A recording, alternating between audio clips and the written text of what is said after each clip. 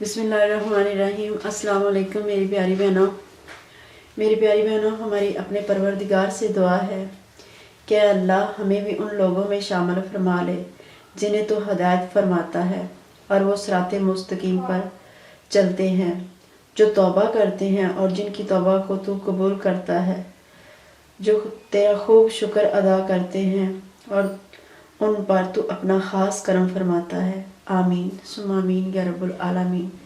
میری پیاری بہنوں، آج ہم بنائیں گے اسٹرابری کا شربت جو بہت ہی فائدہ مند اور لذت والا ہوتا ہے۔ ہم نے لیا 2 کلو اسٹرابری اور 2 کلو ہی ہم اس میں چینی ڈالیں گے۔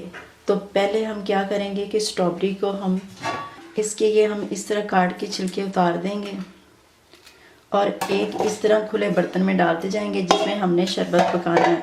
2 کلو اسٹرابری ہے تو ہم اس میں تقریباً 2.5 کلو پانی ڈال دیں گے اور اس کو ہم بوائل کریں گے اچھے طریقے سے یہاں تک کہ ہماری جو اسٹرابری ہے وہ وائٹ کلر میں آ جائے۔ تو اگلا سٹیپ ہم بعد میں شروع کریں گے، پہلے ہم ساری اسٹرابری اس طرح اس کی پتیاں اتار کے تو ہم کاٹ کے رکھ لیں، پھر اس کے بعد ہم اس کو بنانا شروع کریں گے۔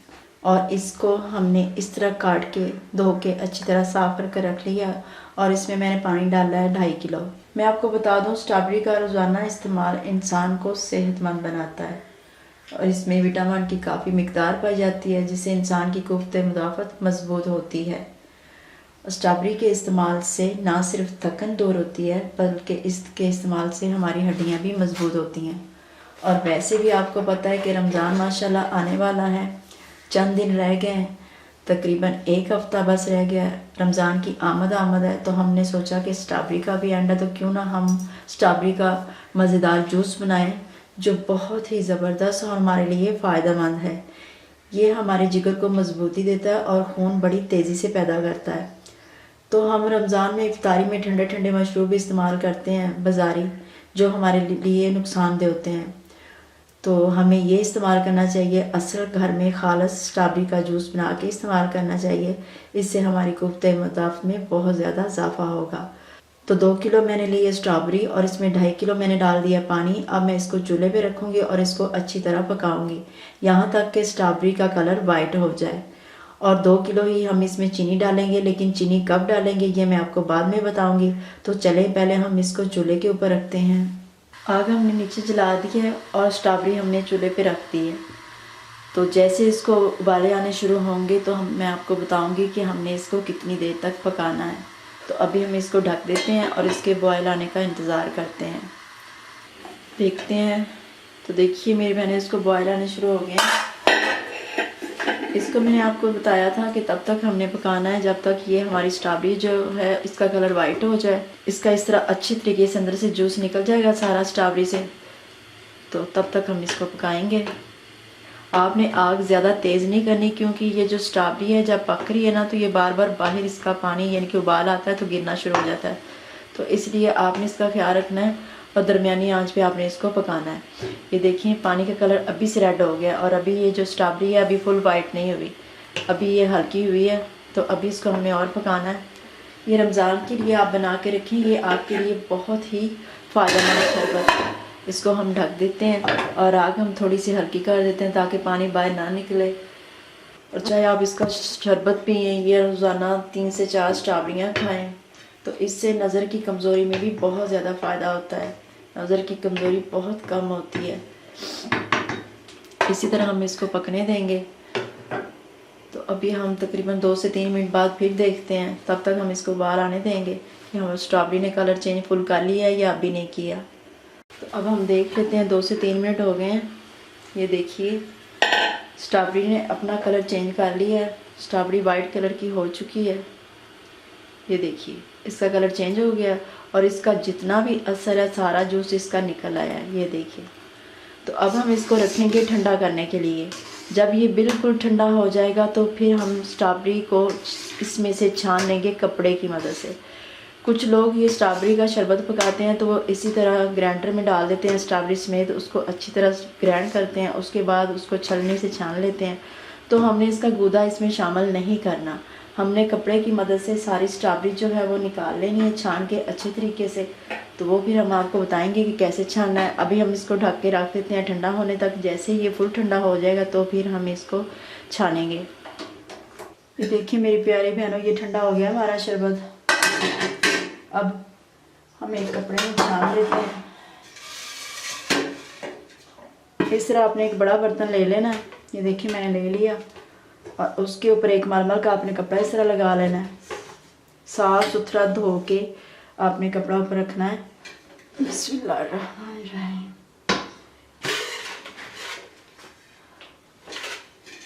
اور اس کے اندر آپ نے یہ سارا کچھ ڈال دینا ہے اس طرح۔ دیکھیے اس کا کلر کتنا خوبصورت ہے، اور یہ ساری اسٹرابری بھی ہم نے اس کے اندر ڈال دینی اس طرح۔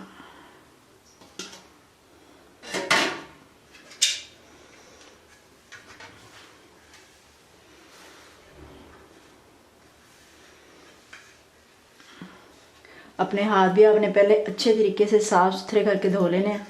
اب ہم نے اس طرح دبا دبا کے اس کا سارا جوس نکال لینا ہے ہاتھ کی مدد سے۔ یہ دیکھیے کپڑے کی مدد سے ہم نے اس میں سے سارا جوس نکال لیا، اور یہ جو اسٹرابری کا گودا یہ ہم اس کے اندر نہیں ڈالیں گے، یہ ہم پھینک دیں گے۔ تو اب ہم اس میں 2 کلو چینی ڈالیں گے۔ یہ دیکھیے یہ 2 کلو پوری ہم نے چینی لی ہے، کیونکہ ہماری اسٹرابری بھی 2 کلو تھی، تو یہ اب ہم اس کے اندر ڈال دیتے ہیں۔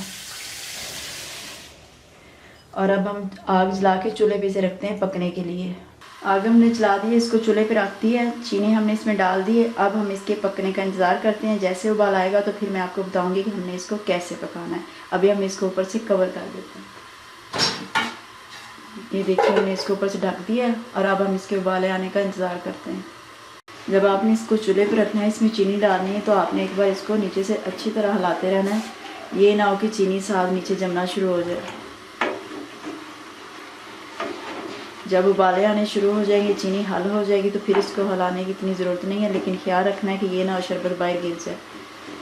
یہ دیکھیے اس کو بڑے بڑے ابال آنے شروع ہو گئے ہیں، تو ہم اس کو پکنے دیں گے تقریباً 15 سے 20 منٹ تک۔ تو یہ ماشاءاللہ ہمارا بہت ہی مزیدار اور فرحت بخش ہمارا یہ جوس تیار ہو جائے گا، شربت تیار ہو جائے گا، اسٹرابری کا شربت۔ اللہ تعالیٰ کا ہم جتنا بھی شکر ادا کریں اتنا ہی کم ہے۔ اللہ تعالیٰ کا لاکھ لاکھ شکر ہے کہ دیکھیں اس نے ہمارے لیے کتنی اچھی اچھی چیزیں پیدا کی، اور ریڈ زراعت والی بھی اتنے زیادہ میوے فروٹ پیدا کیے ہیں جو ہمارے جسم میں خون پیدا کرتے ہیں، ہماری قوت مدافعت کو پورا کرتے ہیں۔ تو ہمیں اللہ کا شکر ہر وقت ادا کرتے رہنا چاہیے، جس نے ہمیں اتنی اچھی اچھی چیزوں سے، فروٹ سے، ہر چیز سے نوازا، اور ہر چیز میں اللہ تعالیٰ نے وٹامن دیے جو ہمارے جسم کو کسی نہ کسی صورت میں فائدہ دیتے رہتے ہیں۔ آپ کو ایک بات بتاؤں کہ ہیپاٹائٹس کے مریض کے لیے یہ بہت ہی فائدہ مند ہے، کیونکہ ان کا جگر متاثر ہوتا ہے۔ تو ہم یہ جو ریڈ زراعت والے شربت پکاتے ہیں، یہ اسی لیے ہم پکاتے ہیں کہ یہ ان کے لیے بہت ہی فائدہ مند ہوتا ہے، اور عورتوں کے لیے بھی خصوصی بہت زیادہ فائدہ ہی فائدہ ہے، کیونکہ عورتوں میں خون کی کمی ہوتی ہے، اور یہ خون کی کمی بڑی تیزی سے پوری کرتا ہے۔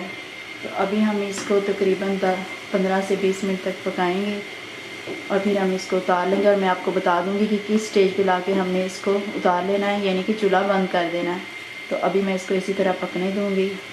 یہ جو اس کے ایک سائڈ پہ یہ جھاگ ہلکی سی بن رہی ہے، یہ ہم اتار لیں گے، کیونکہ یہ جو ہم چینی ڈالتے ہیں اس کی میل وغیرہ ہوتی ہے، تو یہ ہم اتار لیتے ہیں۔ بس یہ ہم نے اتار لی ہے، تو اب ہم اس کو پکنے دیں گے، یہ اسی طرح پڑا پکا رہے گا۔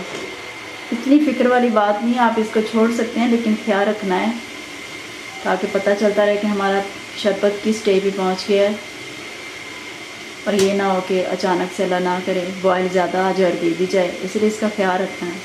15 سے 20 منٹ ہو گئے ہیں ہمیں اس کو پکاتے ہوئے، تو ہمارا شربت بن کے تیار ہو گیا، پک گیا اچھے طریقے سے۔ یہ دیکھیے ہم نے اس کو اس طرح نہیں بنانا جیسے ہم چیک کرتے ہیں اس طرح، تو وہ چاشنی کی طرح ہوتا ہے۔ ہم نے چاشنی کی طرح تار نہیں بنانی، لیکن ہم نے اس طرح لگا کے اس طرح چیک کرنا ہے کہ وہ ہلکا سا ہمیں گاڑھا گاڑھا فیل ہوگا۔ جب ہلکا سا گاڑھا گاڑھا لگے تو ہم نے آگ بند کر دینی ہے، اس کو اتار لینا ہے۔ اور ایک اور بھی میں آپ کو بات بتا دوں کہ اگر آپ اس کو چکھ لیں ٹھنڈا کر کے، جب اس سٹیج پہ آ جائے تو آپ اس کو ذرا سا کسی چیز میں ڈالیں اس طرح کر کے، اور اس کو ٹھنڈا کریں، اور ٹھنڈا کر کے اس کو چکھیں انگلی کی مدد سے، تو آپ کو وہ فیل ہو جائے گا، اسی وقت پتہ چل جائے گا کہ میرا شربت تیار ہو گیا ہے، پک گیا اچھے طریقے سے، وہ آپ کو گاڑھا گاڑھا محسوس ہوگا۔ تو شربت ہمارا پک چکا ہے، چولہا ہم بند کر دیتے ہیں، اور آپ کو ہم سرو کر کے دکھاتے ہیں اس کو کہ ہمارا شربت کتنا اچھا تیار ہوا ہے۔ تو میری پیاری بہنوں، یہ دیکھیں ہمارا اسٹرابری کا شربت پک کے تیار ہو چکا ہے، کتنا خوبصورت اللہ نے اس کو کلر دیا ہے، وہ آپ دیکھ رہے ہیں کتنا زبردست بنا ہے۔ تو آپ نے اسی طریقے سے شربت پکانا ہے اور رمضان کے لیے سیو کر کے رکھنا ہے اور اس کو استعمال کرنا ہے۔ اتنا میں آپ کو بتا دوں، یہ بات آپ نے ذہن میں رکھنی ہے کہ جس بوتل میں آپ نے شربت سیو کرنا ہے وہ بالکل خشک ہو، اس میں نہ نمی ہو نہ پانی ہو، ورنہ آپ کا شربت خراب ہو جائے گا۔ لیکن جس برتن میں یا بوتل میں آپ اس کو سیو کریں گی، اگر اسے اچھی طرح دھوپ میں خشک کر لیں گی اور پھر سیو کر کے رکھیں گی، تو آپ کا شربت انشاءاللہ خراب نہیں ہوگا۔ آپ پورا رمضان اس کو آرام سے پی سکتے ہیں۔ نہایت ہی آسان اور اسی طریقے سے بنا ہے، اس میں کوئی مشکل نہیں ہے۔ امید ہے آپ کو ہماری یہ ریسپی پسند آئی ہوگی۔ اگر آپ کو یہ ہماری ریسپی پسند آئی ہے تو ہماری ویڈیو کو لائک اور شیئر کریں، اور ہمارے چینل کو سبسکرائب کر لیں تاکہ نئی آنے والی ویڈیو آپ تک پہنچ سکے۔ اپنا بہت سا خیال رکھیے گا، دعاؤں میں ہمیں یاد رکھیے گا۔ اللہ حافظ۔